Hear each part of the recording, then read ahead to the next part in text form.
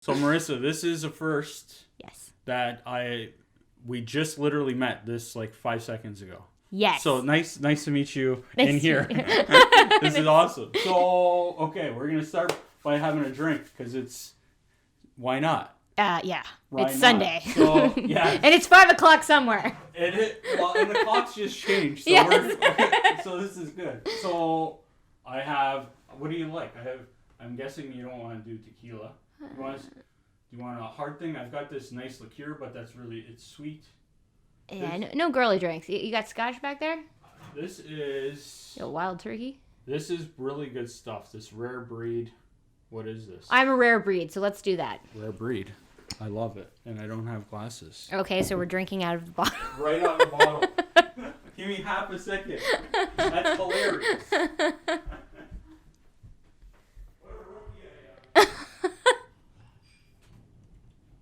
Okay.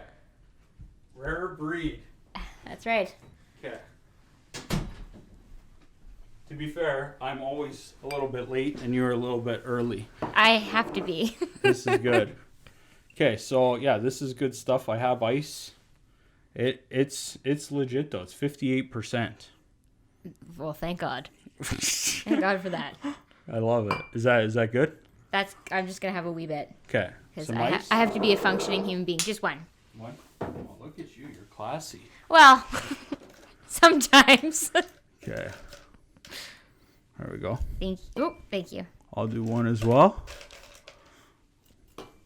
I like it. So this is a wild turkey rare breed. Oh, Kentucky. Is that good? Oh yeah. Cheers. Cheers. Welcome. Thanks for coming. Thank you for having me. Yeah, my pleasure. Not bad. Okay, so we're set up. We're recording. We can start. So, wanted to have you out. You run your own company. You got one company, multiple companies? I have 3 companies. 3 companies. With my other half, Nathan, yes. Amazing. Yes. So, I heard about you because you have a raw dog food, pet food. Raw dog food, yep. Yeah. And we want to start with that one. Well, tell me what the 3 businesses are. So we own a pet hotel in Niagara on the Lake called Niagara Pet Resort. Oh, Niagara on the Lake, you're fancy. Eh? No, by no means. I grew up as a Jordan girl, so I'm small town, not small town chic. But we have that. We have Rawco, and then my husband's a professional photographer. Oh, nice. Automobiles by trade, so we do car photography. Oh, sick. Yeah, so we're car people, dog people, alcohol people. I love it. This is perfect. Yes. I love it. That's awesome. So, okay. The hotel, I kind of seen that maybe let's start with that. What's that mean? You got... So we were Niagara's first open concept dog boarding facility, so we're cage free. Cage free? Yeah, so we own 10 acres in Niagara on the Lake. Wow, not fancy. Just shy of 4 is, okay. Just shy of 4 is fenced in. But we, we're all about pack and socialization with the dogs. So we're a 4 to 6 week waiting period to get into our resort right now. Really? Yep. I fail because we do behavioral testing. I fail about 25% of the dogs that come in. Would Patsy have failed? No, Patsy's just a young whip. She's learning. She's moldable. But we're all about, people that are wanting to learn with their dogs, that think socialization is, the ultimate. Right. And, we're catering to people that, they've got shit to do. And they don't want to feel guilty while they're, doing the trips and driving around and stuff. So when people bring you their dog, is it for a night, for a week? We have all manners of, we have long-term boarders, short-term boarders. Primarily, we do daycare. So we are one of the very few, I would say, North American-wide that offer a membership program. Really? So we have anything from 1 day a week to unlimited, with inclusions of like your bath, nail trims. It's like being at a hotel, but with a home feel is kind of like what we always wanted to go for. That's cool. With the emphasis on, like, I have not an ounce of time for bad manners. That's why most people are scared of me. Yeah. So we really encourage, those good play manners. You want a healthy well-behaved, well-rounded dog. And Right. that's what we help to build. And you help with that. They don't just go there and stay the night in a hotel. No, we work on their manners. Really? We do. And okay, as you've seen, you just met Patsy. I have to work on her manners. Yeah, and that's common. Like first time dog First owners. puppy ever for me. For sure. My wife's first puppy, her second dog, maybe third dog. Yeah. What are some good tips that, like, you just showed me how to bring her to the crate, which was awesome because I wasn't doing that properly. Yep. So that was good. It's the big thing with dogs is consistency and follow through. I always say it's like kids. Right. So we use the term a lot, set yourself up for success. Right. So that's in all manner of, working with your dog.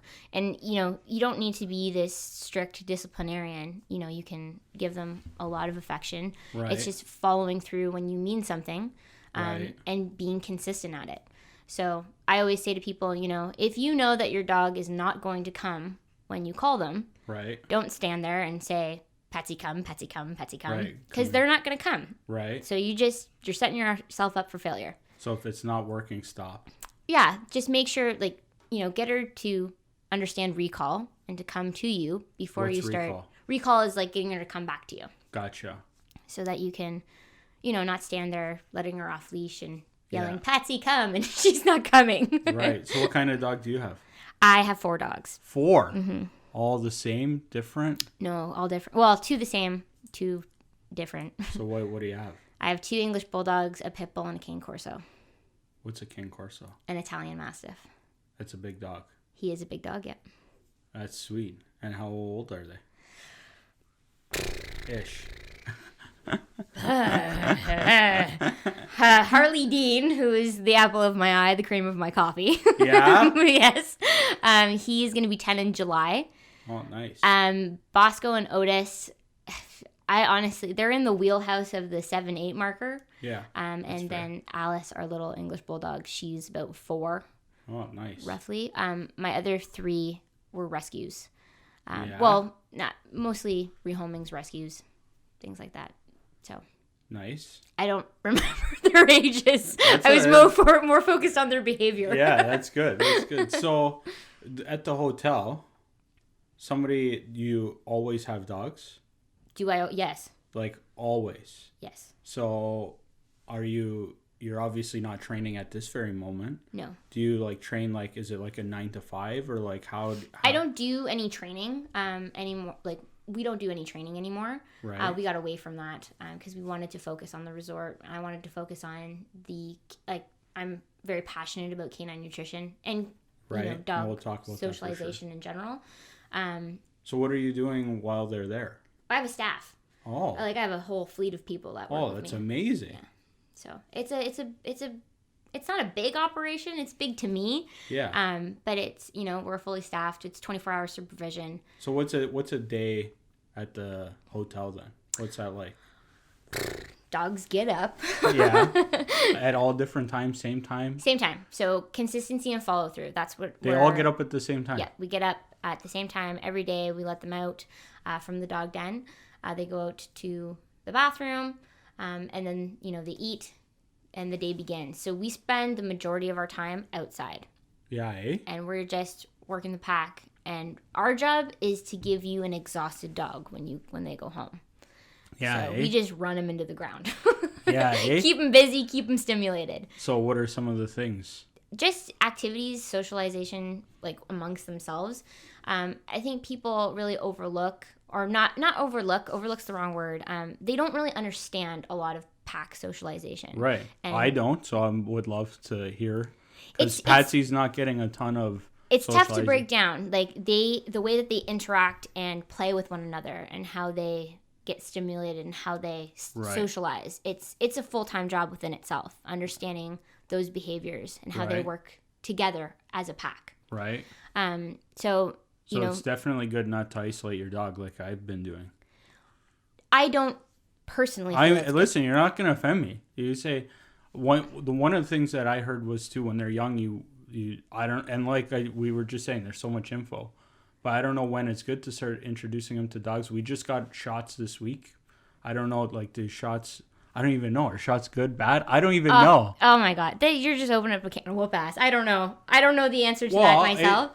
I know it's right for opinion. me. And for me, I like to go with the term, I just get them into the shit. I just, throw them in there.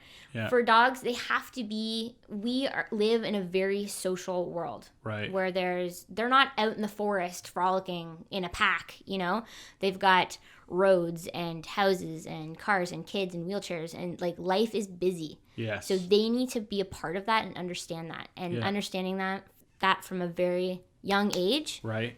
It sets you up for success long term. That's good. So the more that you inundate them, not overwhelmingly, but expose them to a lot of different opportunities and activities, right, they get used to that right away. And, that carries on with them as they get older. So I got to break this down with like Patsy. We just started walking her because like when we've been taking her out, we just take her around the property, right? Because around here too, a lot of people have dogs off leash, and I don't know if they got electric fences or what. Most of them are pretty good staying on their property, but I don't even know. Like we just took her for her second walk, hour walk, yesterday or day before, and there were some dogs along the way, and I don't even know if we should be letting them get close or not. I don't know if other dogs like this. I'll tell you, this good, bad or not. I'll tell you exactly what I told Robyn. Robyn's my wife. You didn't get to meet her. Hopefully she comes home. But I'm like, when we're walking Patsy, if a dog attacks, you grab Patsy and I'm going to fend the other dog.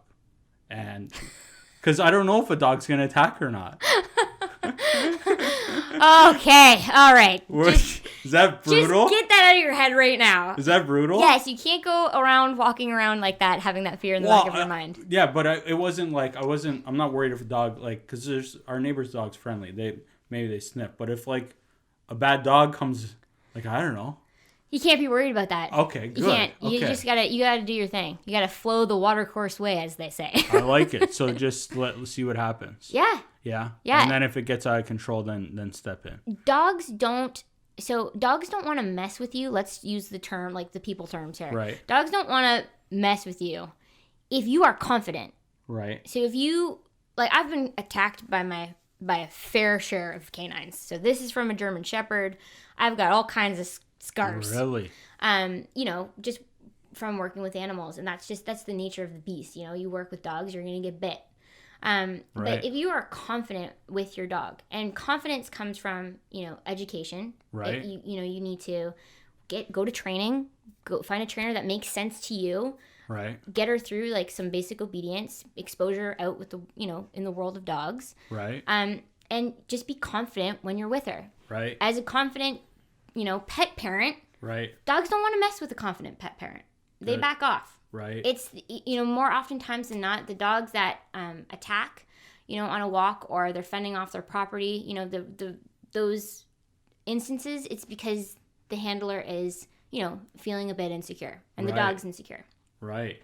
There are cases where, shit hits the fan, wrong dog, wrong time, wrong place. Right. That happens. But you gotta, if it does happen, you gotta move on. You can't. Yeah, dwell over it. You can't dwell over it, and you can't think about it all the time. So don't put that out in the universe, Right, right. Well, I don't know. Like I told you, this is my first one. Don't worry about it. So what we should be doing is when we're out on that walk, if we see some dogs, kind of if Patsy wants to go say hello, let that happen. Yeah, let her say hello. Like, see, I don't even, because the other day we're walking, 2 dogs, we're up Deeks Road here, and property has 2 dogs, and they were like watching us, but they were 25 feet back from the road, and we were holding Patsy, and she was not like trying to get there. She was looking at them, but I didn't know then I don't want to just go on their property. Like, I don't know. No, if a dog approaches you, like if there's a dog, you're walking next to another couple or something, and they're with a dog, let them meet. If the other couple is fine with that, right. Ask them, is it okay if our dogs meet? Right. And then, that kind of introduction. Like don't run up on other people's properties, obviously, and introduce them. Like, no. Yeah, but, that's crossing the if line. you're, like, in close proximity and you're going to run into one another, let them say hello. Let them say hello. Yeah. I mean, I'm sure there are going to be all manners of people that listen to this, or trainers, and they're like, right. But can I say fuck? You can say whatever the fuck you want. Fuck! Like, you have to live in this world, you know, Right. and you're going to run into other dogs. Dogs are everywhere, especially nowadays. Yeah. You can't be afraid for your dog to meet other dogs. Yeah. Okay, good. Yeah. See, this is good. Because one of the hardest things that we're both having is how much information there is. Yes. And what we've been doing is we have a couple friends that seem to have a really good handle with their dogs. Okay. And YouTube. Yes. But there's so much different YouTube too. We've been paying attention more to one guy named Peter Kane. He seems to be, have you heard of him? Yes. Yeah. He seems to be doing good stuff. Some people are all about the dog whisperer. I don't know. I've watched limited, but some of his stuff. But Peter Kane's the one we've watched most of. But even when you're on there, like, you'll see other videos populate, and there's just tons of stuff. Yeah, it's a fucking nightmare. I know. It's way too much. There's so much information and so many opinions out there. Yeah. And my philosophy is that when somebody talks to you about something, or you watch a YouTube channel, like, nobody's going to stop you from seeking out information. Right. But you're going to come across something that go with your gut. Right. Something that feels right. Yeah. Then my advice to that is, then when that something feels right, stick to it. Right. Don't, try to adopt 70 different philosophies. Right. Because that's what complicates things. Yeah. It's like, oh my God, this isn't, we should try this with this, with Yeah, this. because It's there's contradicting info too. there is, but you got to go with your gut. You got to go with what makes sense. I think this is a good segue then for a moment to the raw food. Sure. Because I think a lot of people are for and against it. Totally. It's very controversial still. Yeah, it is. And like, I'm brand new to the game, but I just thought it made sense. Awesome. And yeah, I don't know. It seems most natural. Yes. So that's what I like. I can't imagine that the majority of people are doing raw.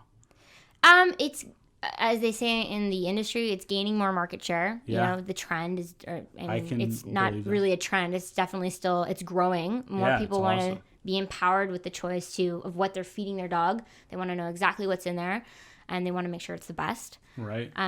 So yeah, totally. So why is it that it's been unpopular?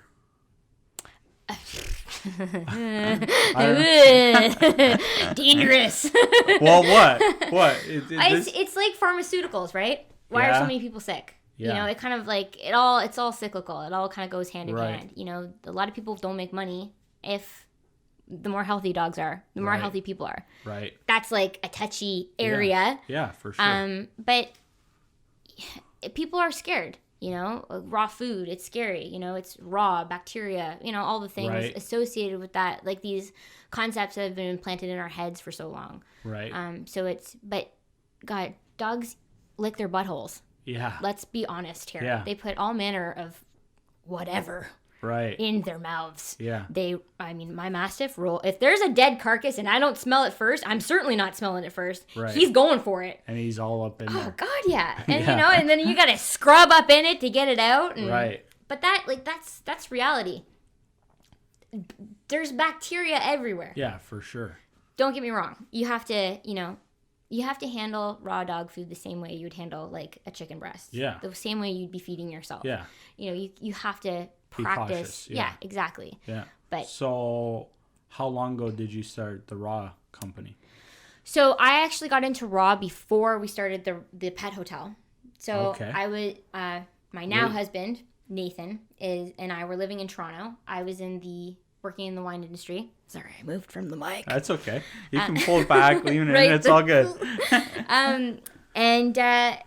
We were new in a relationship. We're like, let's get a dog.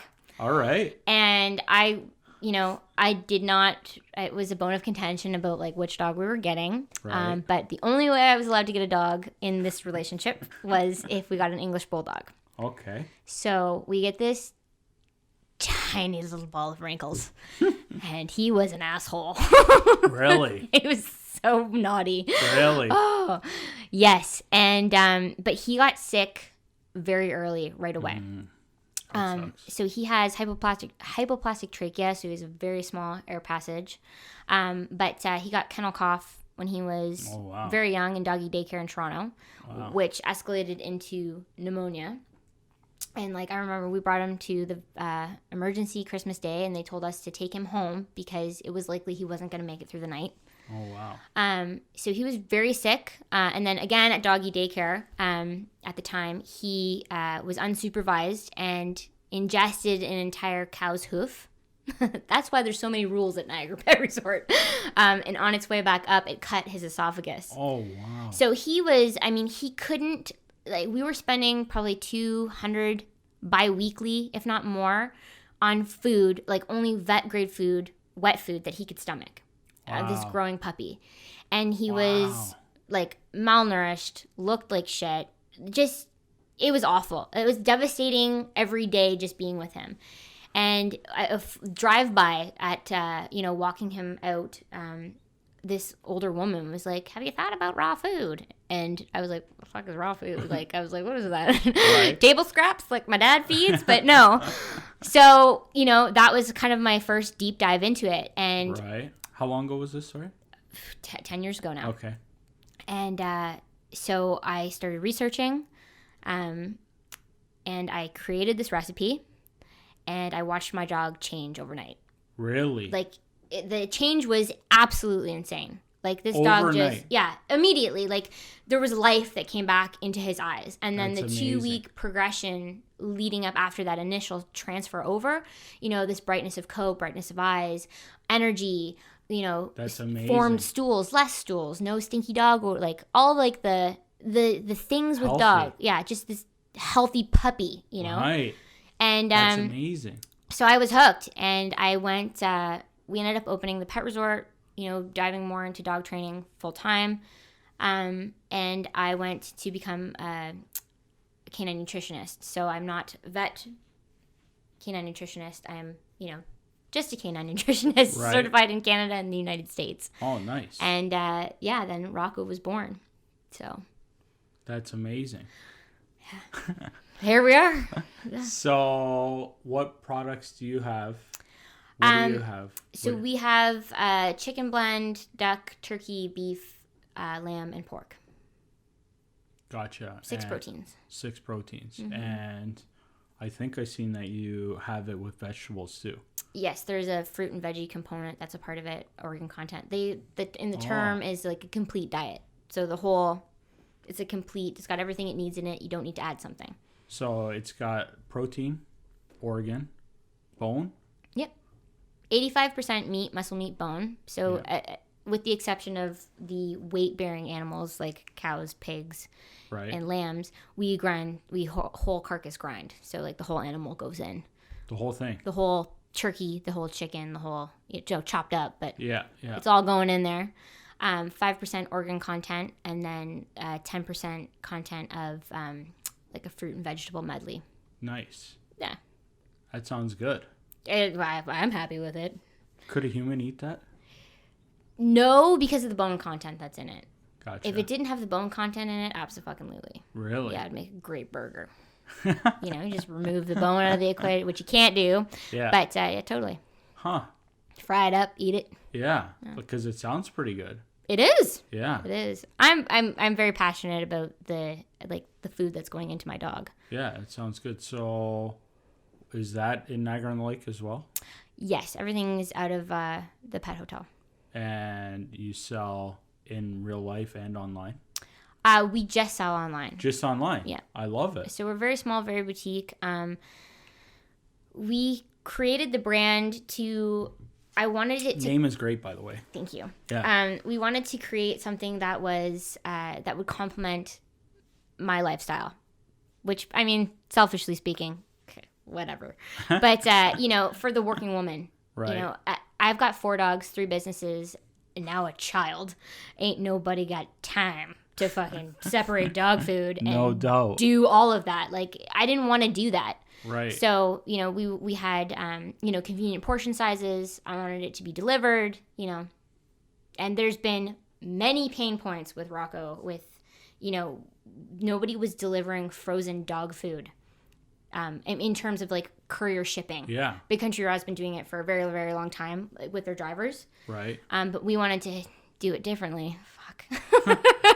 Outsource it, right? Yeah. Kind of, but like, we wanted to jump on the Amazon train. Like, if Amazon was doing it, why couldn't we figure out how to do it, kind of thing? Right. That's ambitious, but I like it. So ambitious, but yeah. So where do you ship to? Our big clientele is downtown Toronto. Really? Yeah, we don't have a lot of customers in the Niagara region.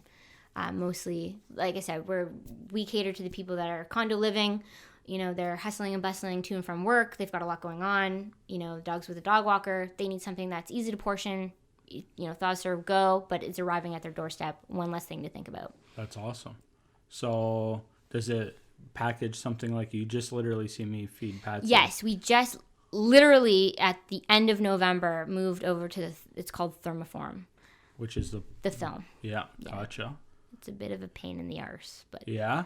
The packaging it's tough. It's not like that hard, dense plastic that we're all used to. But plastic is terrible for our sea creatures and the environment, so we have to, get away from that. Yeah. But it's a tough adjustment. So when does it I think those packages are £1 each. I think. Does that make sense? Probably. I didn't see clearly what was in your packages, but I would say yours come in £1. So we do it in ounces, 16 ounces, 12 ounces, and 8 ounces. So 16 ounces is a pound. Yeah. Yeah. Now, one thing, too, that I've been learning is we were originally feeding her, what were we feeding her? I think 16 ounces.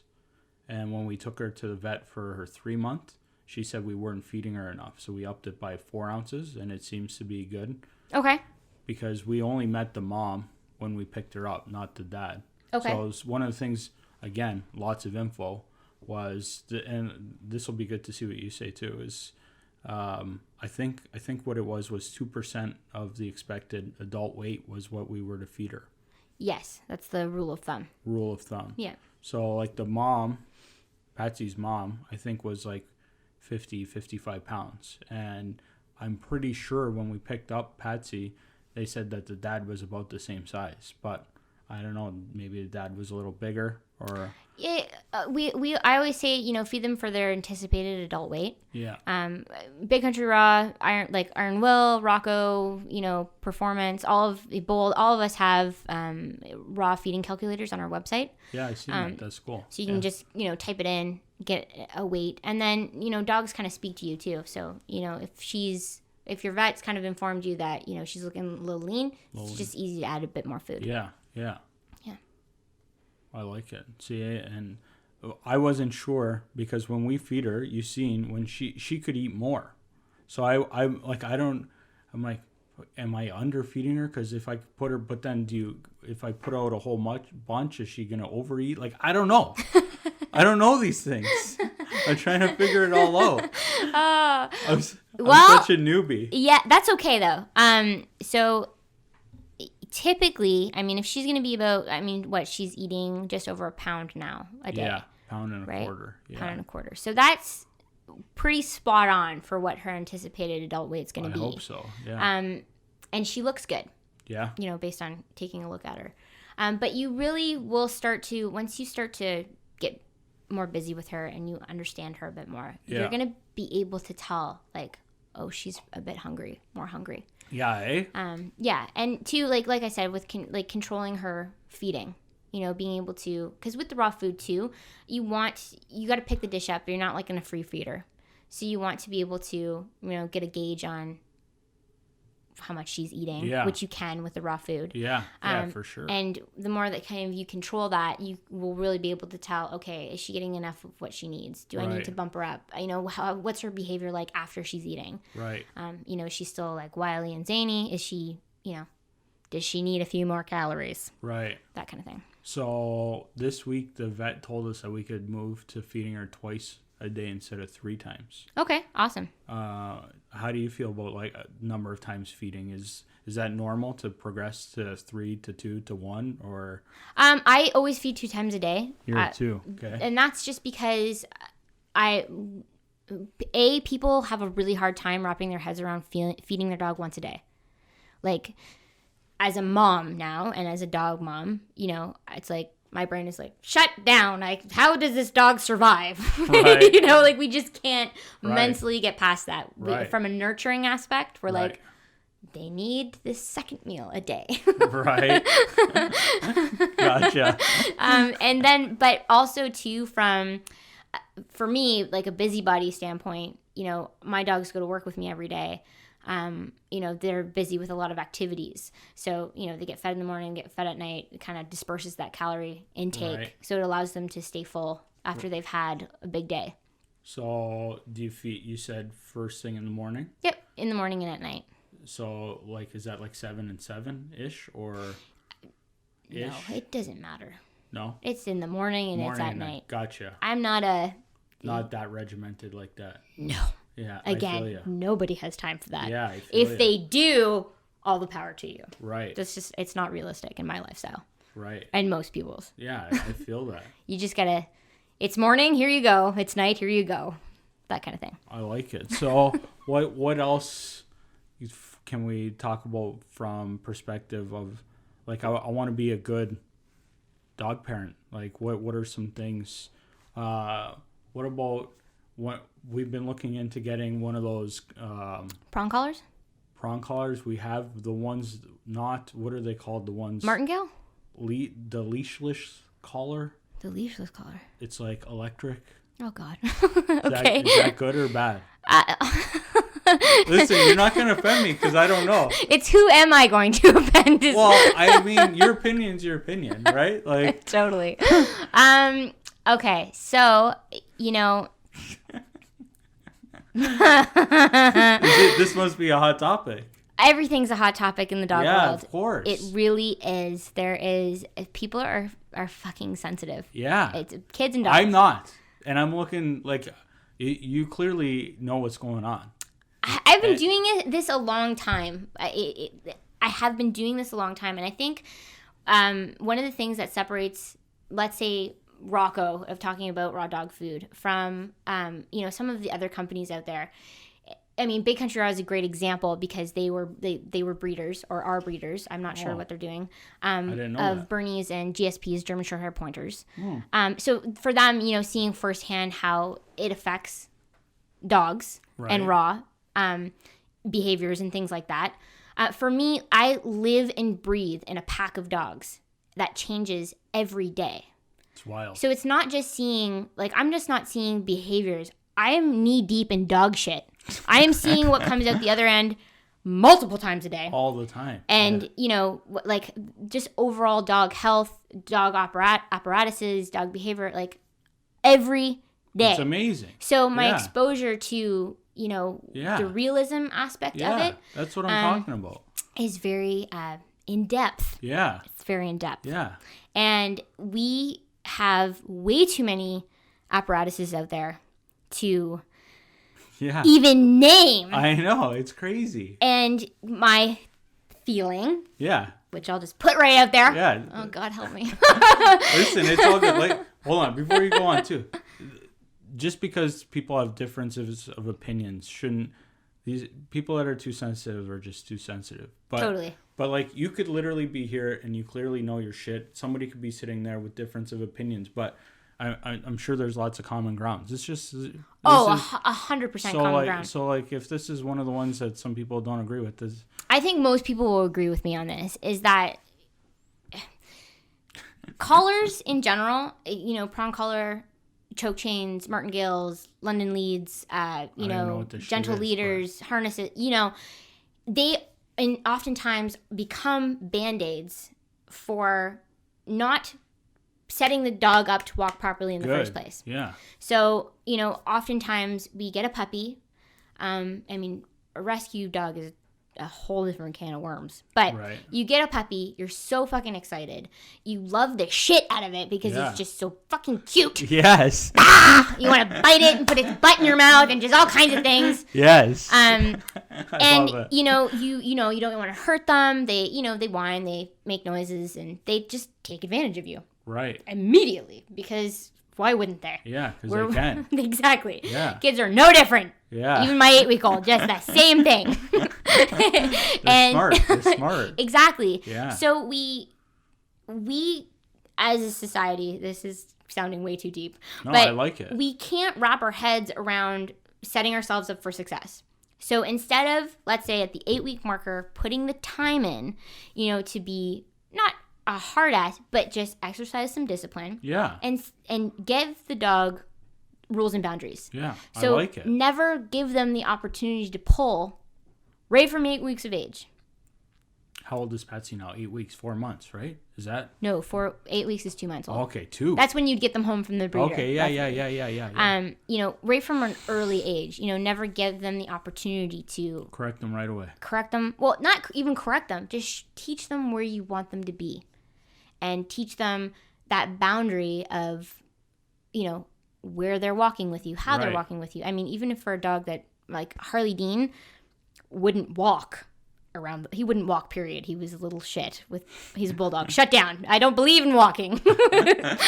Hey. But we had to push him through that and teach him exactly where we wanted him to be and how we wanted him to walk. And that set, this English bulldog up that had severe health issues. Right. Like Harley used to be able to go 6K in a walk. Right. No problem. English bulldog, and he's a dream on leash, just a dream. Really? And that's the way that it's always been, And so with anything, you teach them exactly what your expectations are of them right from the beginning. You don't have to get all of these additional The crazy things. apparatuses and things to try to fix a problem that doesn't necessarily need to be there. It's just being bad parenting.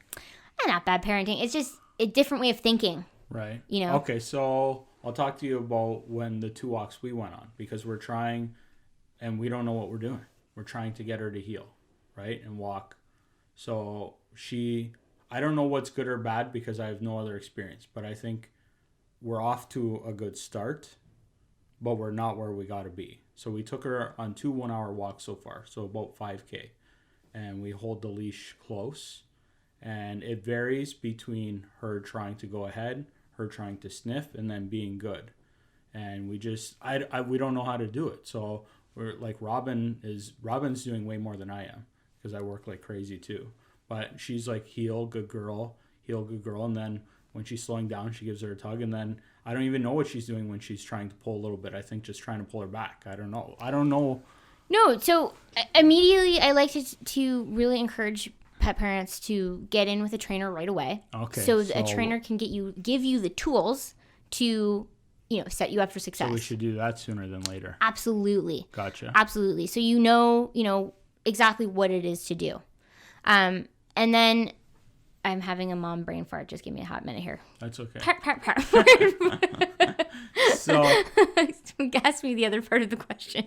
Well, just with the healing and walking. Yes. Yeah. Yes. So again, getting the tools from a trainer. Yeah. And then Which you don't do.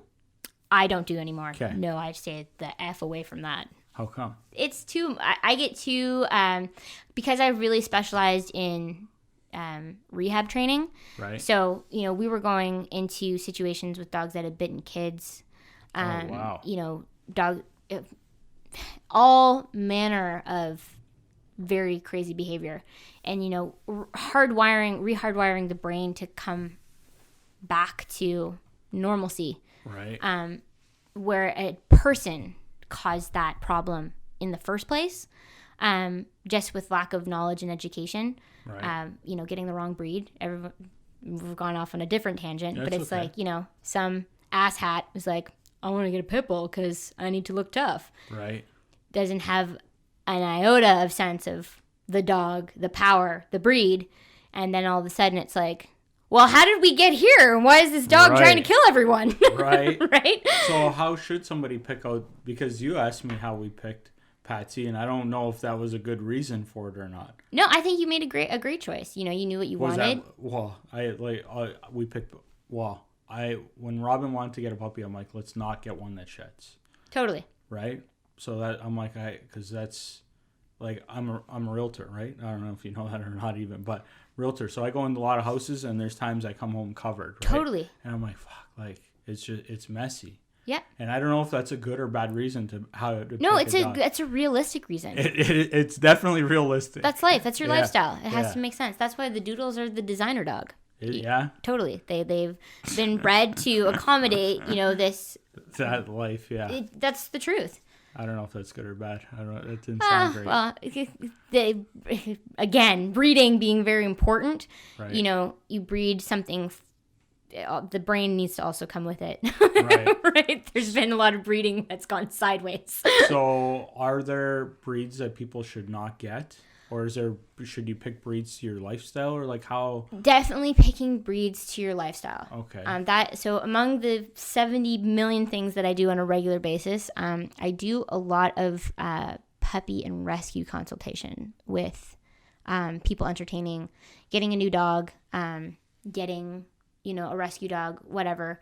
You really need to go into depth and be realistic about the type of dog that you want to get. Yeah. So a lot, everybody goes, I hear this all the time. I want to get a German Shepherd because I grew up with German Shepherds, so I've always had German Shepherds. Right. And oftentimes it's a 40-year-old to 60-year-old couple, usually a 60-year-old couple. I'm just going to say how it is. Right. They've had German Shepherds their whole life. They get a puppy German Shepherd. They don't have the strength or the time to train one. Right. And at 60, you've seen some shit. Right. Your philosophies are different. You're not as excited as you were when you were a young whip. Right. And, they've got this dog that they can't control. Right. Or, I want to get a German Shorthair Pointer. These are high energy. They're hunting dogs.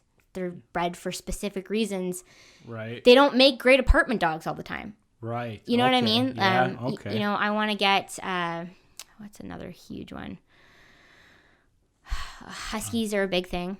Really? I'm seeing, being in the business, you see a lot of what dogs trend-wise are, the most in shelters, the most behavioral problems, the most bites and stuff right now. Right. They get these dogs because they see them in shows or they see them that are awesome on Instagram. It's a lifestyle look, but, right. They have not an ounce of understanding of how much work they need. Right. Running, training. Lots of time each day. Stimulation. Right. And, So what are some different lifestyles and breeds that are good?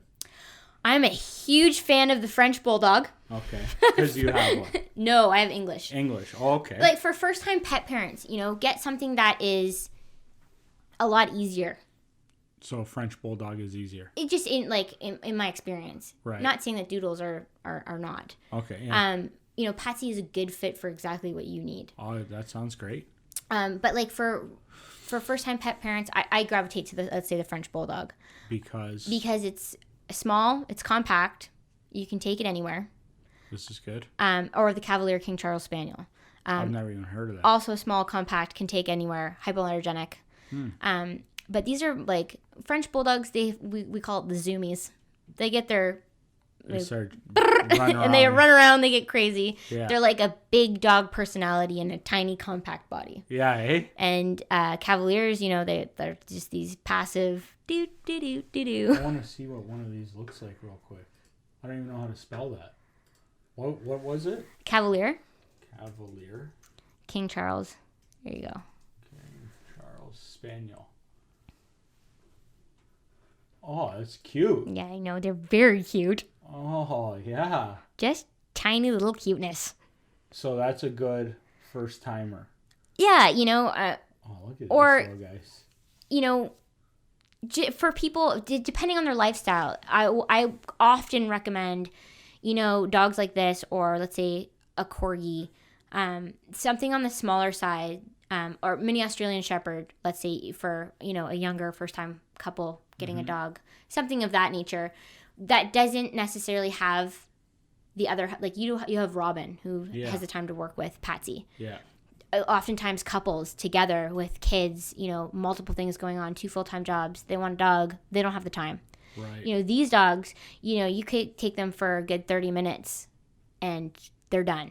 Yeah, eh? They're tired. They don't need that insane stimulation. Gotcha.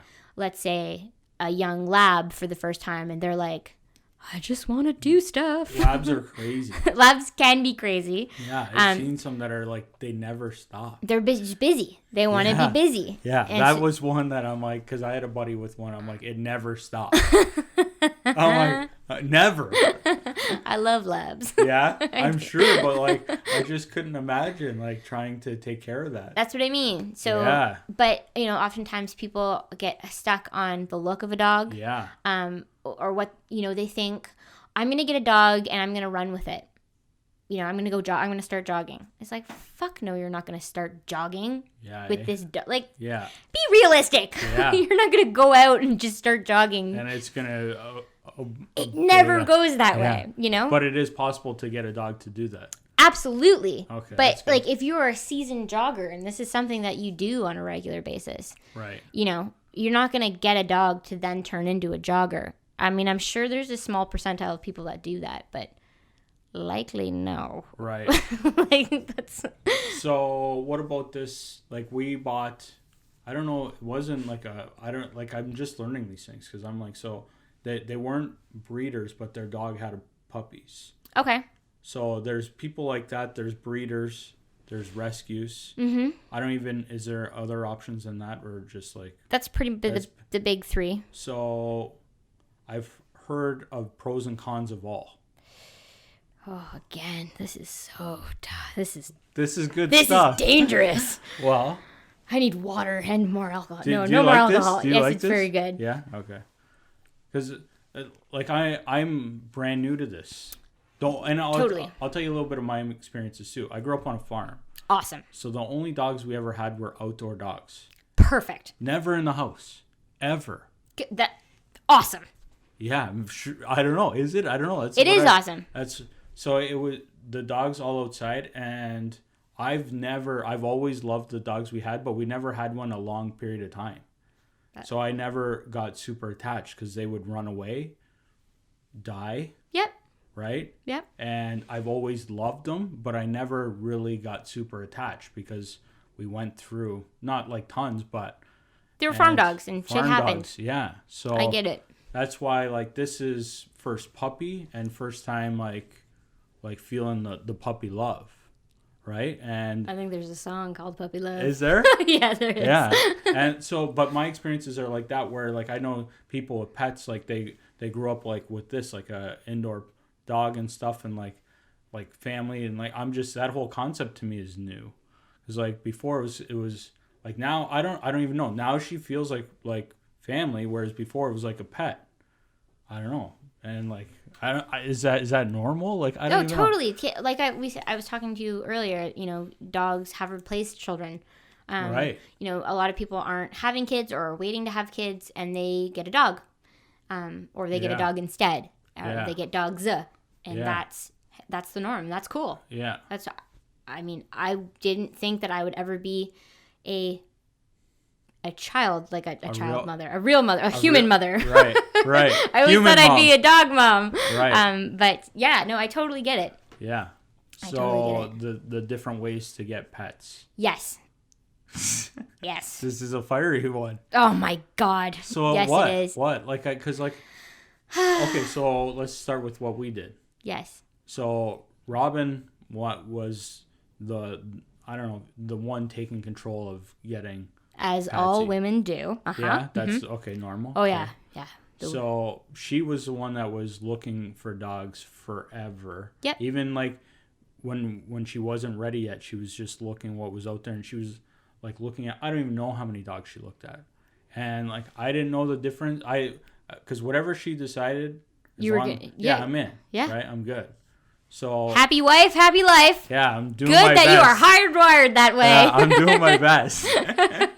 So that's how she happened to get it. But like I said, since then I've heard like people talk about differences between doing that and like sometimes with breeders, I don't know, they were talking about, I've heard like sometimes they get diseases when they come from breeders. I don't even know because like that's going to happen no matter what. There's so much stuff. So how do you want to attack this? I'm trying to lob it up for you to get started somewhere. Okay. Truthfully. Yeah, truth. Where to begin? skin. I don't know. Gently. So it's all connected. Right. Like, really.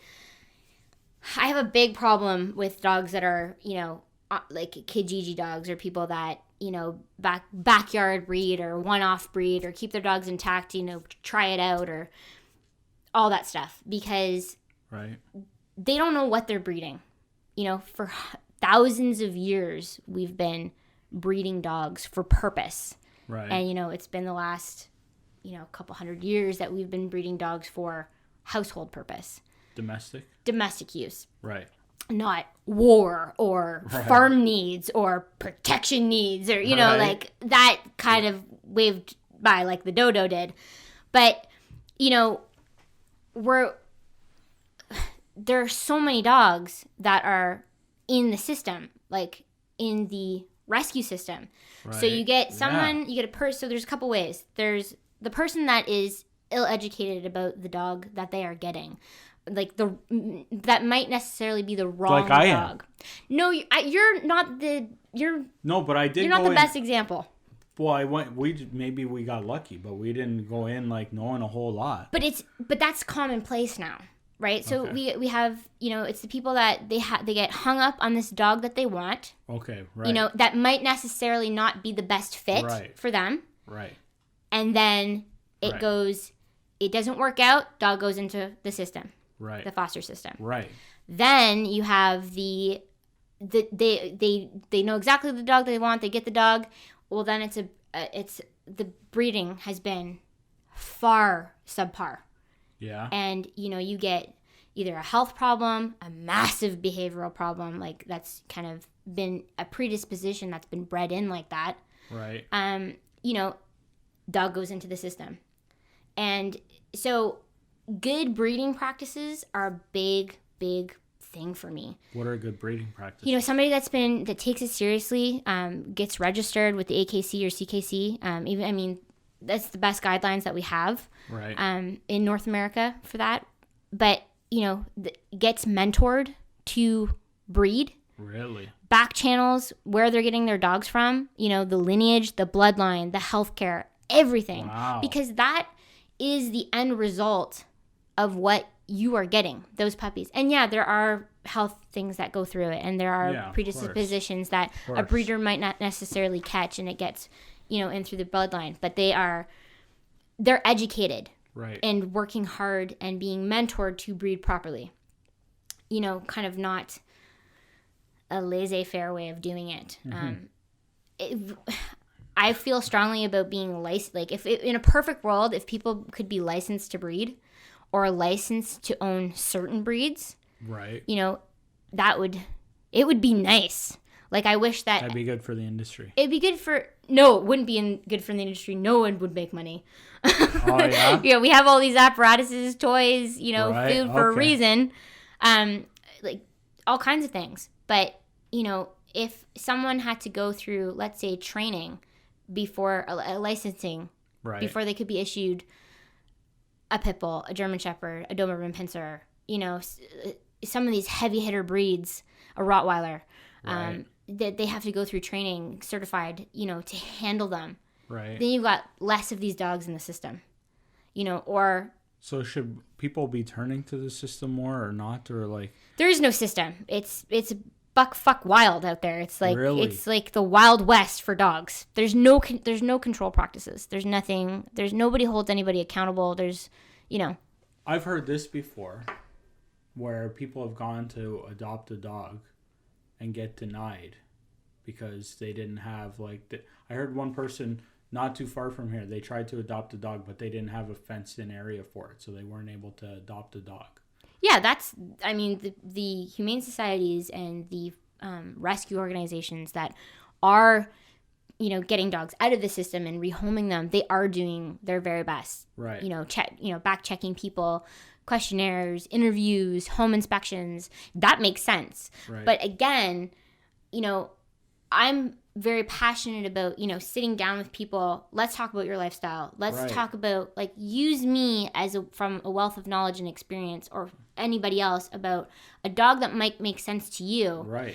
train it right, find the best fit, get it worked into your family so it doesn't end up in the system. Right. So we don't have these rescue organizations and, we'll never be able to control it big scale. But, every one dog that's not in the system is better off. Yeah. And that comes from empowering people with education to make better choices. So even if people are going to adopt, they clearly should get a breed that fits them. Absolutely. So that's the important thing, though.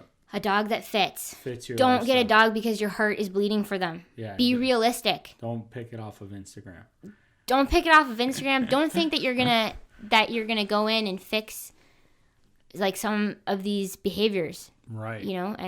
But that's people. People are like, I'm gonna go and save this dog. And great, I'm glad that they exist, but God, that's not setting yourself up for success. no, like I've seen and walked into so many homes and had so many conversations, which more oftentimes than not, I keep my mouth shut and my opinions to myself. Right.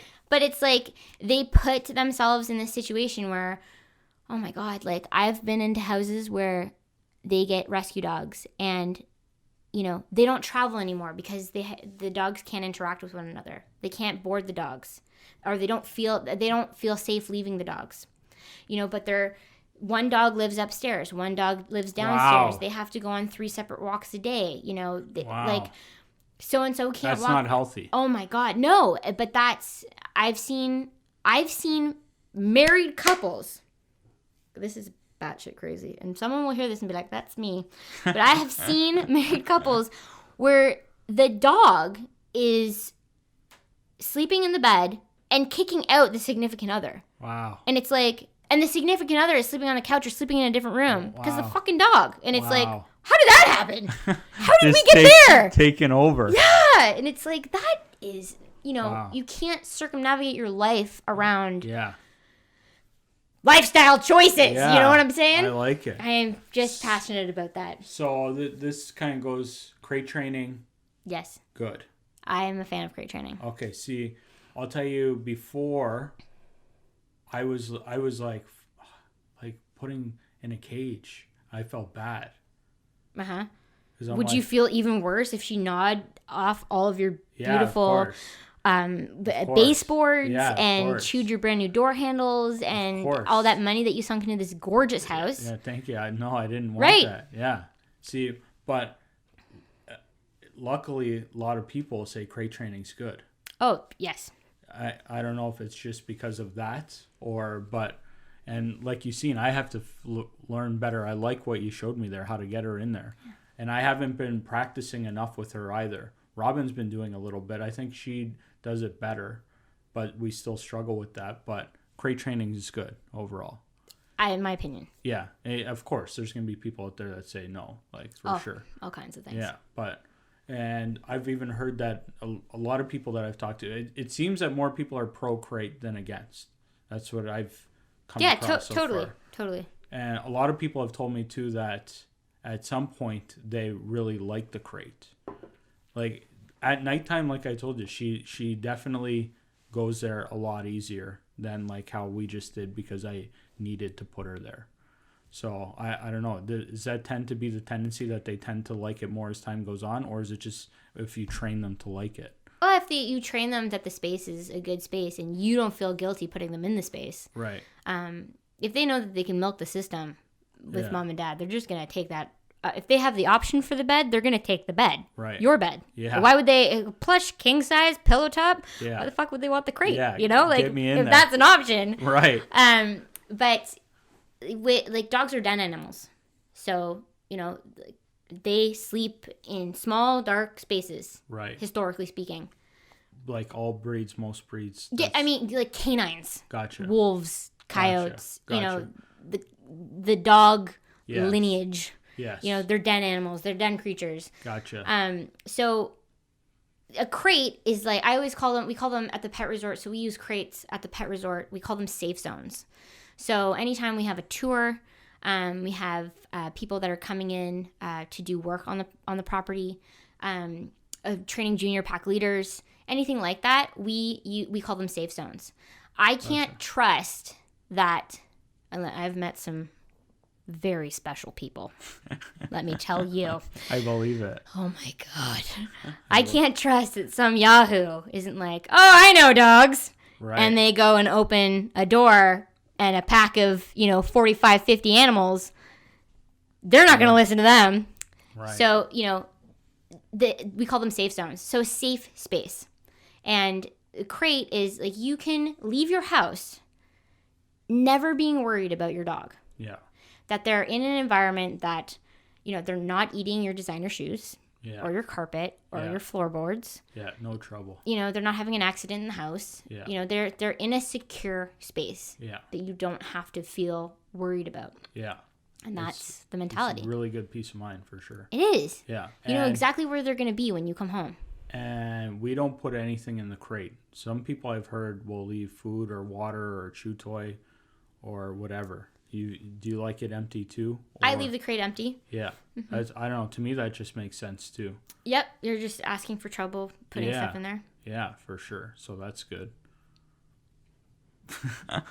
I don't know. Common sense isn't common anymore. Like, well, it seems.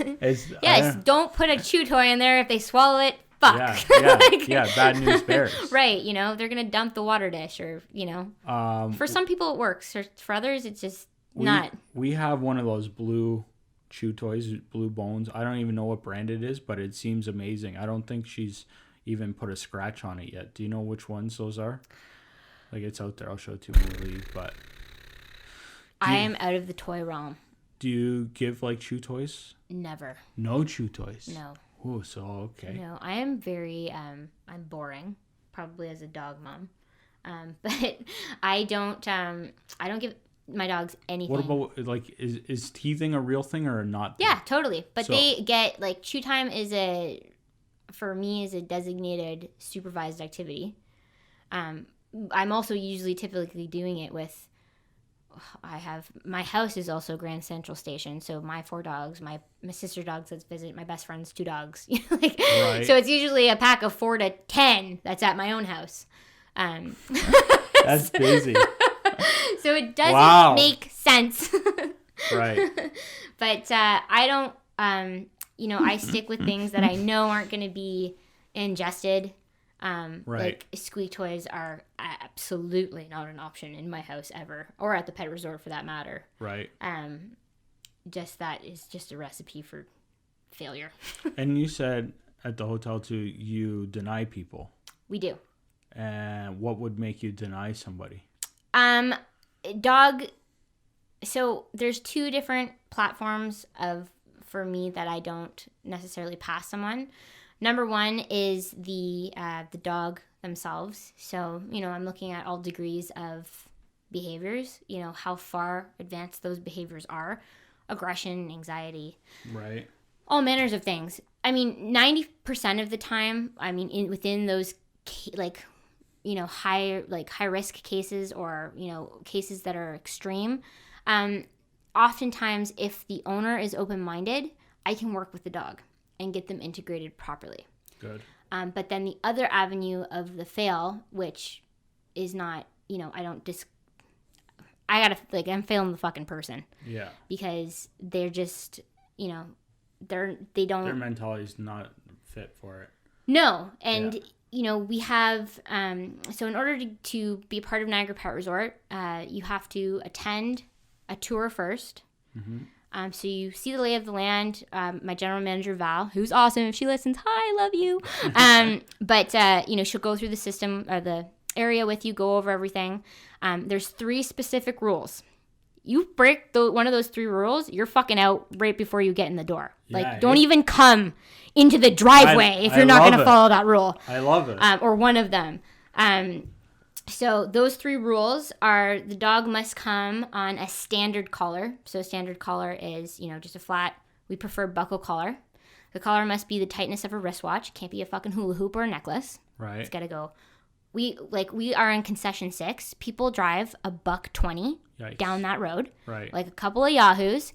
That dog backs up for the first time at the resort. They're in a new space. They're a little shy. Yeah. And the collar comes off. They go across the road. That's a big problem.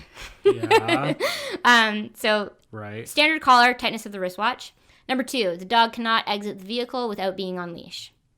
I know, common sense. Yeah. But, my dog comes for me. Are they going to come for you when a tiny little bunny runs out and, they're excited? Yeah. No. Can't exit the vehicle without leash. being on leash. Yeah. And number 3, the drop-off must be quick. So you hand the leash at the door, bye-bye. See you later. Yeah, no, have a good day, no crying, no coming into the resort with them. Right. No trying to, none of that. It's like, we literally meet you at the door, grab the leash, bye-bye. Why is that? Because the less anxiety that's associated with that drop-off, the more fun your dog's going to have. Gotcha. It's like kids in daycare. Yeah. It's like, do you want, when you're going to go to school, do you want the mom that's like, yeah, bye, honey, have a good day, mommy will miss you. Yeah. You're like, Mom, fuck off. Yeah. No, you want, you're embarrassing me. Peace, bye-bye. Yeah. There's no, they don't Gotcha. come into the resort being like, oh my God, Mom and Dad were worried. What is this place? Who are these people? Right. They don't have. They can feel that. They know. Do 100%. They pick up on that stress and anxiety. So here you go. See you later. Yeah. That's it. Yeah. I like it. Yeah. I like your style. Yes. So you would not believe the number of people that falter on those rules. Yeah, I bet. It's because people have a hard time. See, so I've heard this too, that when we leave the house, don't say bye to her. Yep. And when you come home, don't all of a sudden be happy to see. Yeah, in the beginning, definitely.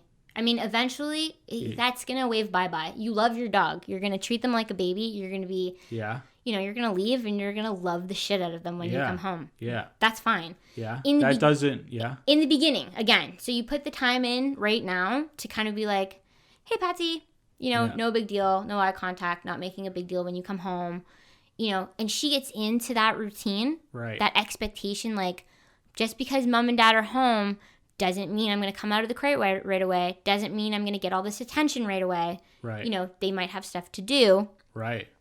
That space. I like it. Then, once she's trained. Right. And, like, we're still not completely potty trained. Okay. But something I didn't know, like, if we find pee, like, I've heard of people, and I've never done this, but, like, rub the dog's nose in it and stuff like that. We don't do any of that. Like, if she's peed and we haven't seen it, we take her out. I don't know, like, you don't, I've talked to some people, they're like, if you catch them in the act, stop them, but not, like, after, like, get really mad because they won't even know what you're mad about. Totally. So I am a firm believer, I will potty train any dog in 24 hours. In 24 hours? Yes. 24 hours, bam, done. No arguments, no contest, nothing. In 24 hours? Yes, but it's tough. So every 2 hours for 24 hours, that dog has to go outside and you do the exact same routine over and over again. Every 2 hours for 24 hours. And the dog's potty trained. So that's me. That's yeah. me. I'll tell you some of the potty stuff we've had too. So we got her at 8 weeks. And at first, there was times we had to take her out once, twice, 3 times an hour. Because, like, either she'd pee or, like, we started realizing when she'd have to pee, she'd start sniffing around, right? So it's like, oh, she went and would take her out. Now we're at a point where there's times we take her out and she doesn't pee. And it's, it might be an hour, hour and a half, 2 hours. And, like, there's a couple times, like, we take her out, she pees, and then, like, oh, we're leaving. Mm-hmm. And it's been like an hour later, hour and a half, or like I said, maybe 2 hours. So we want to take her out to pee because we're going to be gone for 4 hours. And she won't go. So, yeah. She's like, tee. Yeah. So, what, could you make her pee? Or... No, she's got you guys hardwired. She already knows your routine. Yeah? Oh, yeah. So, yeah. We could fix that. Yeah.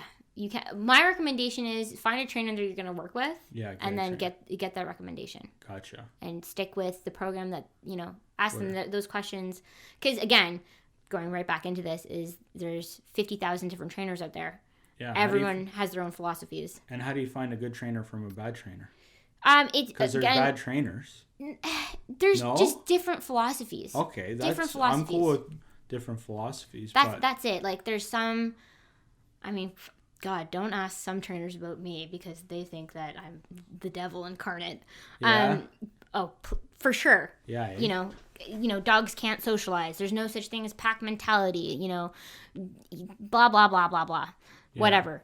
But you got to find a trainer that speaks to you. Right. Some dogs don't prong collar train, or dogs. Some trainers don't prong collar train. Some trainers just do harness training. Some trainers, are just positive reinforcement. Some there's all different manners of training. That's okay. That's the backup one. Looks like it's doing something. Might be out. That's okay. The main one's still going. How long have we been going? I don't know. This is good, by the way. I think we started 2-ish, so we're still okay. That one will die. It died on me on the last one after 2 hours, so we still have for sure. Oh God, I'll stop talking. No, I love it. This is great combo. I want a backup battery so we can keep going. But I typically always recommend Dave McMahon.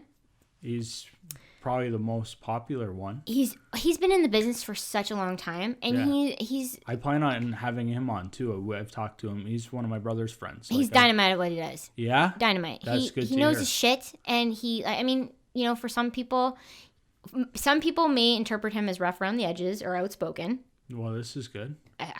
It doesn't bother me. Yeah, I prefer that. But he provides results. He's consistent, and people that apprentice under Dave McMahon, I'm a huge fan of Nikki Fowler. She's amazing.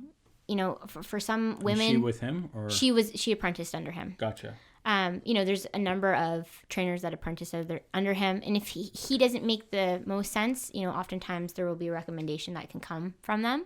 Right. But I find just over the years, everybody that I've sent to Dave McMahon that's completed the program, taken it seriously, and right now Nikki, who started her own practice facility, whatever. Yeah.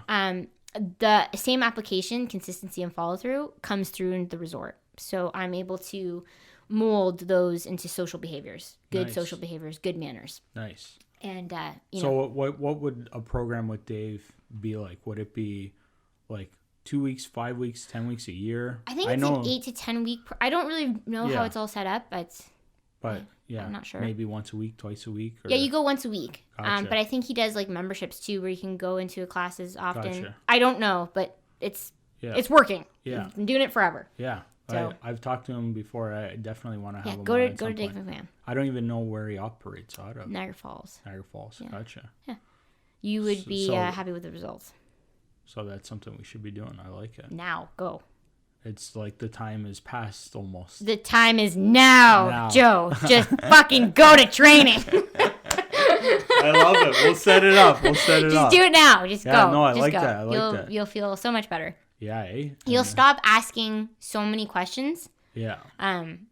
Look them up. See if it fits. Like I've met Dave and I know like that's who I was gonna say. I'm glad that you said it first because that's I don't even know anybody else. That's like he comes up and there you go. Yeah. Go. Yeah. Time to go. Stuff. Yeah, I like it. You like push stop. Go now. Good training, Joe. Yeah, you'll enjoy it. It's such a great social experience for your dog, and it's a good activity for you as a couple. So, just some things to recap here. When people are wanting to get a dog, get one. Talk to somebody like you or that can help coach to find the right breed for your lifestyle. Absolutely. Don't pick based on right breed, or if you have a rescue organization in mind, or you want to rescue or adopt, that kind of thing, work with someone that's going to fit the dog to you and your lifestyle. Right. Don't conform your lifestyle to fit the dog. Right. And it doesn't work. As soon as possible after getting the dog, sign up for training. Absolutely. So get that going. So that's something we should be doing. Yes. And now, clearly you're an advocate of raw food diet. Yes. But yes. Yes. Now, not a lot of people. I assume more people don't do it than not, and I assume one of the big reasons is cost. It's pretty much on par. Is it? Absolutely, with like higher end kibble. Unless you're going to feed like grocery store brand or, something from, Costco, which is fine. Right. If that's what is affordable to you, then that's what's affordable. But what you can afford. It's typically on par. It is, eh? Well, okay, being brand new, we wanted to go raw. We ended up finding, what is it again? Big Country Raw. Big Country Raw.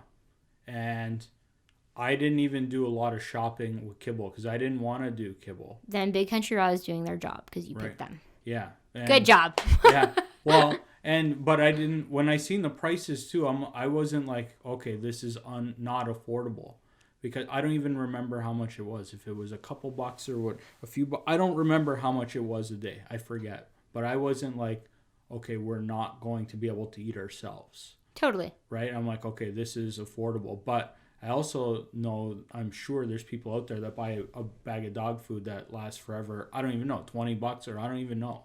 Yeah, there are. And for some people, it's not, they're going to get a dog. It's not affordable to feed higher end kibble, cooked food, raw food. It's just not. A bag of Beneful, let's say, I shouldn't use brand names, but like grocery store brand. Right.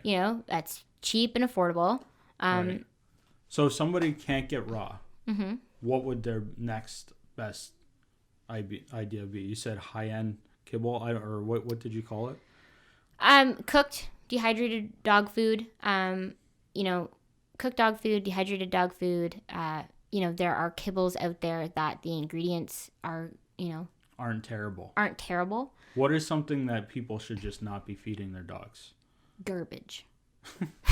What about table food? Not good?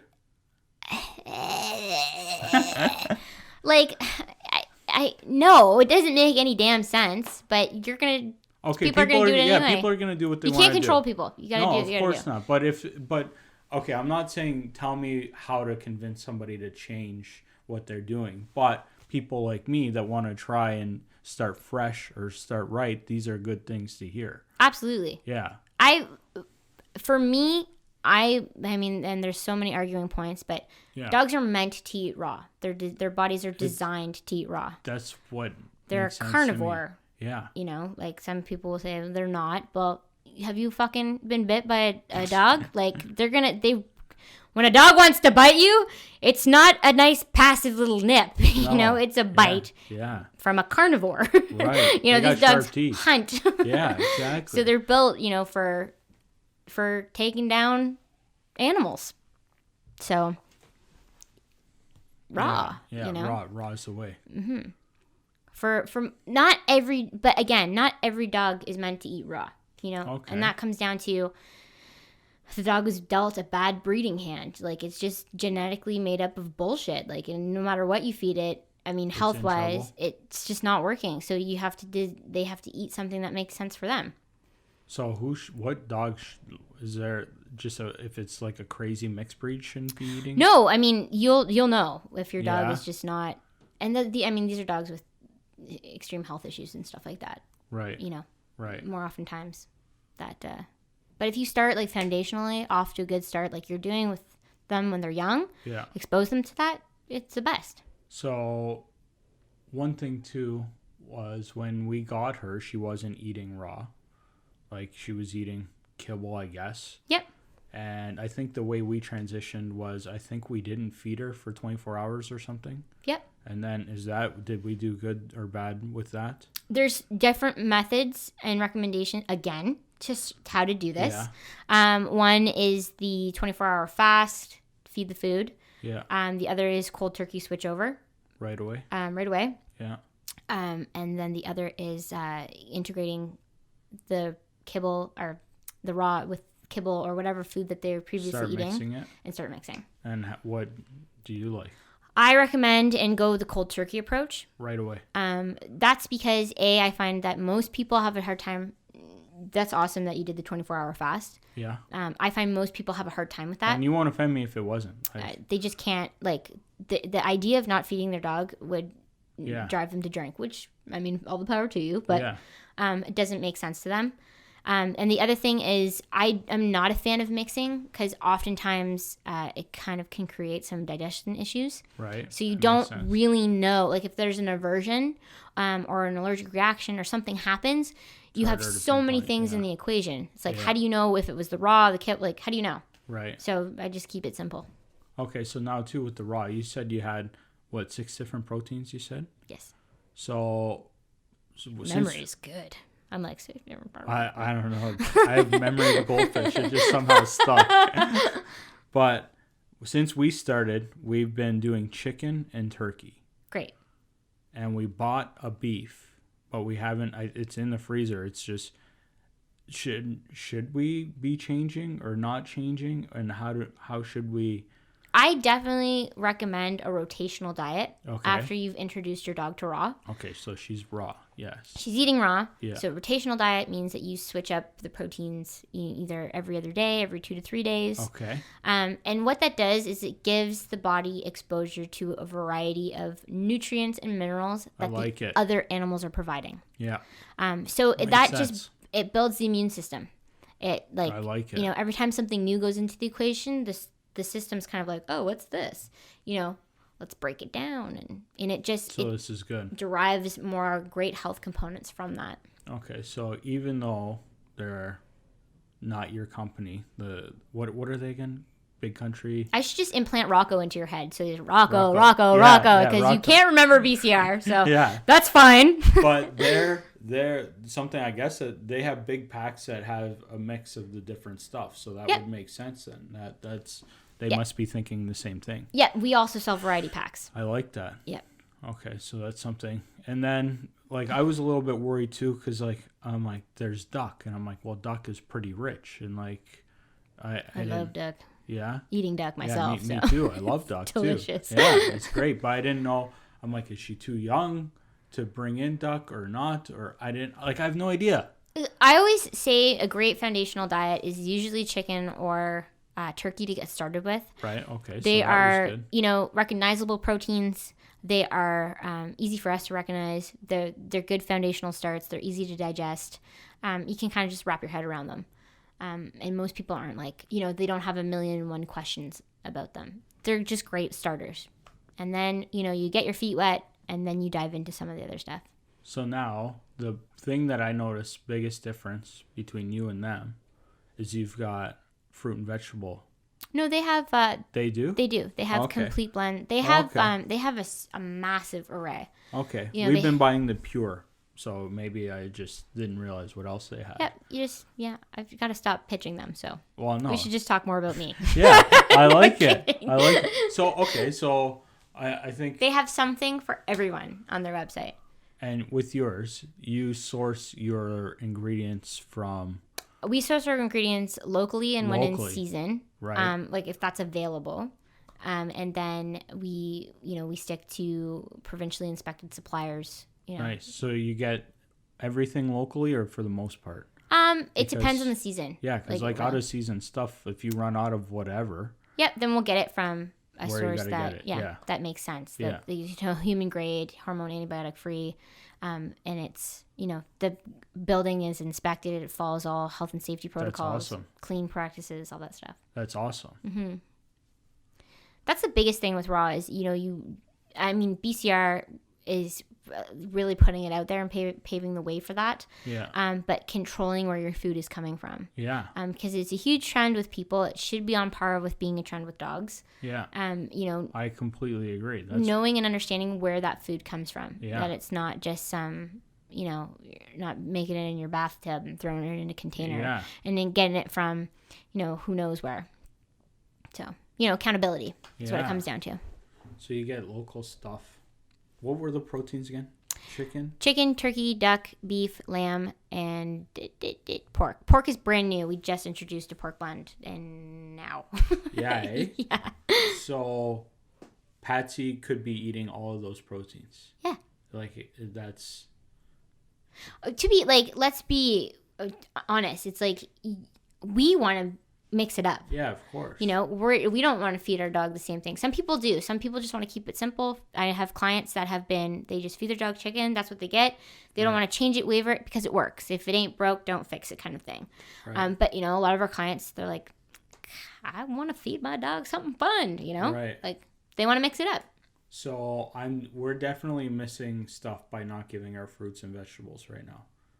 I like to recommend, that, you introduce them to either a supplementation, or a complete diet that You're has. not gonna hurt me. No, I just want to say it the right way. Yeah, okay. Because they're, again, it's like, well, dogs don't need that stuff. Well, food is not created equal, like it used to be, and dogs aren't made equal. They're Right. not what they used to be either. Again, breeding practices. Right. So you have to supplement them.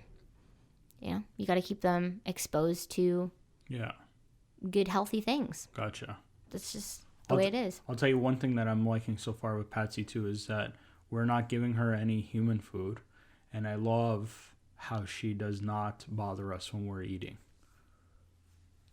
Isn't that nice? It's amazing. It is amazing. Because can't think of one dog, and I'm sure it's out there, but let's just say many dogs that are like that where I've gone anywhere. So when we're eating and she doesn't give a fuck, it's amazing. You're preaching to the converted. I don't want my dogs anywhere near the table. Yeah. However, Lou Pavan, my father, if you're listening. He'll sneak some stuff? No. So again, what puppies are exposed to, we were big with not wanting to feed Harley from the table. And we brought him over to my parents' house as a puppy for the first time. Right away. Yeah. Fed from the table by my dad. And that damn dog has never forgotten. Really? Ever. So, even if he is not in the same room he's begging, he can actually manipulate his eyes. Like the cartoons when they get, bigger and they look watery and glossy and they have this, endearing look. He just morphs his face into this, please, sir, can I have some more? And it's diabolical and genius. I do not feed him from the table. But he, if he goes to my parents' house, he will find some way to meander somewhere. And he is, his head is in my dad's crotch, waiting for something to drop. Wants it. Yeah, nightmare. Yeah. Nightmare. And I know some things about dogs, and, It's there. Oh, wow, tough. It's tough to break. Wow. Yeah. So that's good. Yeah, it's great if you can not let it happen. It's so nice. It's so nice not to have a dog that's just Yeah, and you know what I'm worried about too is that just while cooking or eating or something's gonna fall and then she's gonna have the taste for it. Just don't let her in the kitchen then while you're cooking, right there. Yeah. Yeah. Control your dog. Yeah. Just put her where you want her. Yeah. Set yourself up for success. I like that. Common sense. I like that. Right? You don't want her in there, don't fucking let her in. Yeah. Right? So what else? Is there anything you want to talk about before? This was pretty good. You're good. You know your shit. I like it. I like it a lot. Oh, no, I don't know. I mean, I'll just answer what is thrown at me or share my thoughts on Well, what is thrown at me. I think it's great, the raw stuff. What we were kind of touching there. If anybody's thinking of doing it, how about some good sources of info, to help. We're talking, there's so much info everywhere. Totally. So, I mean, where are some good, whether they agree with your thoughts or not, where's some places to find info online or resources people? on Raw? Anything, raw and anything. Oh my God. Is that too hardcore? It's so broad. Yeah. Brast. If you are considering Raw, I mean, you got info on your website? Definitely. And I will definitely set up a call, answer an email, chat. I'm happy to answer any questions anytime. In Rawco.ca. RAWCO.ca. Yeah, I like it. But I mean, I'm a huge fan of, the raw dog food companies that are out there that are paving the way to educating more people to get into raw. And they are all a wealth of information.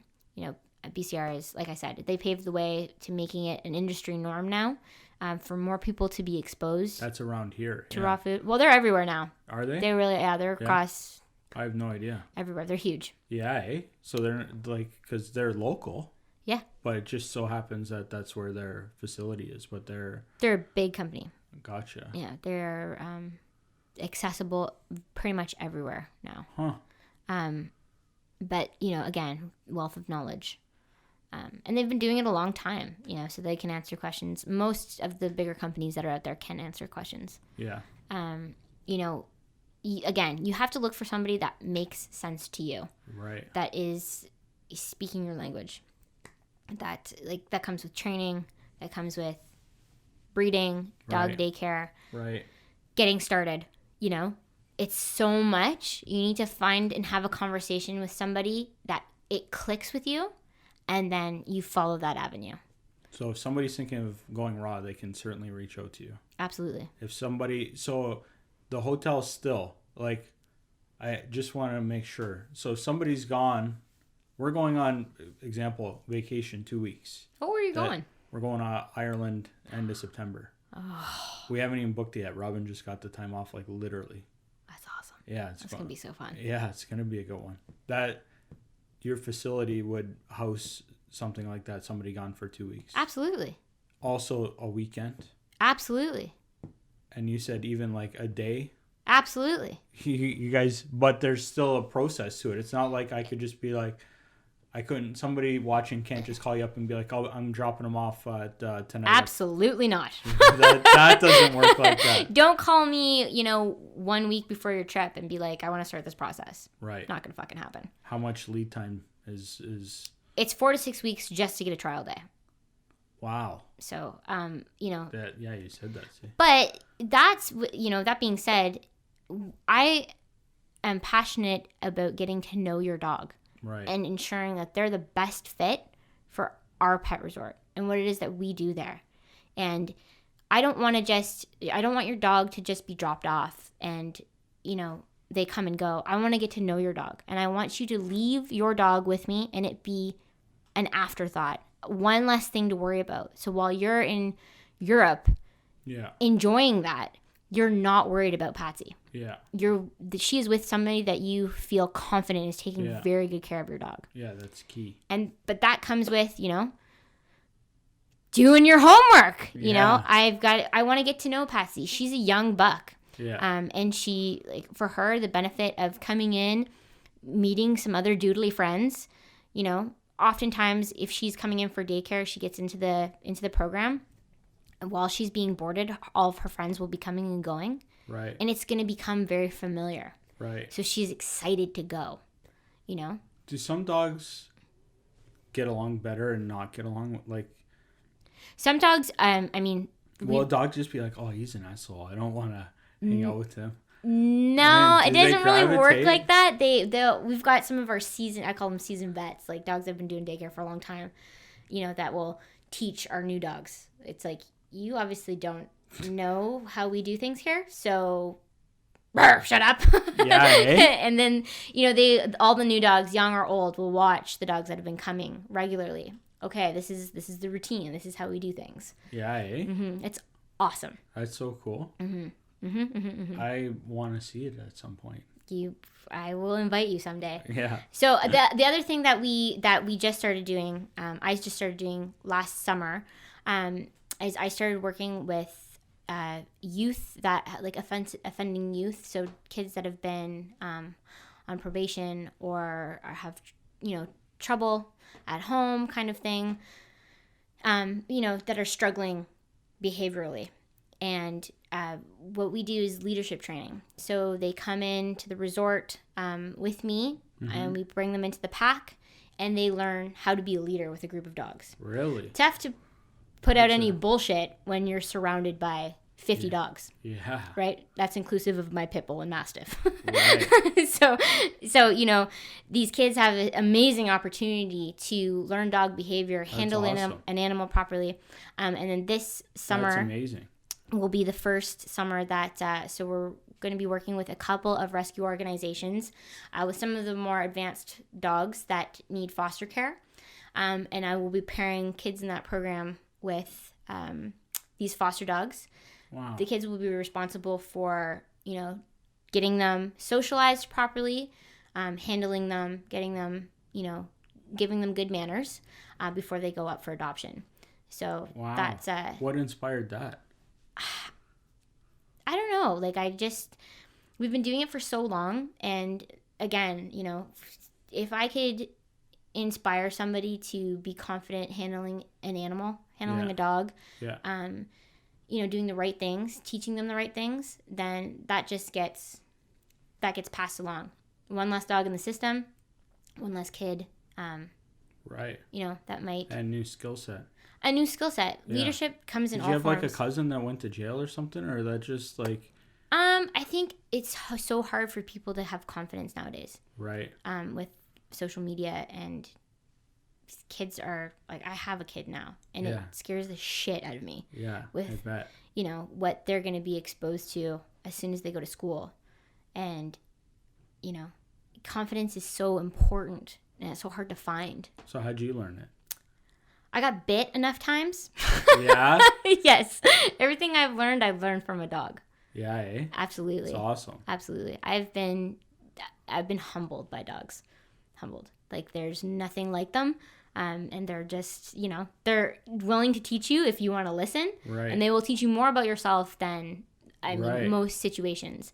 And I learned that, and I had the opportunity to expose that. I can't expose it to adults because adults aren't open-minded. But kids, they're like, okay, if I think you're cool enough, right. You know, if you can handle this group of dogs, I'm open to listening to you. I'll listen. Yeah. So that's what I'm big on that. So I like it. Thanks. This was awesome. Thank you for having me. I really appreciate it. Amazing. I just talked the whole time. I'm sorry. No, not sorry. You were great. Thank you. You were great. I think this was perfect. The camera's still rolling. I think we're good. I think. Awesome. Yeah. Cheers. Cheers. Thank you so much. Yeah, my pleasure. That was good. I feel good.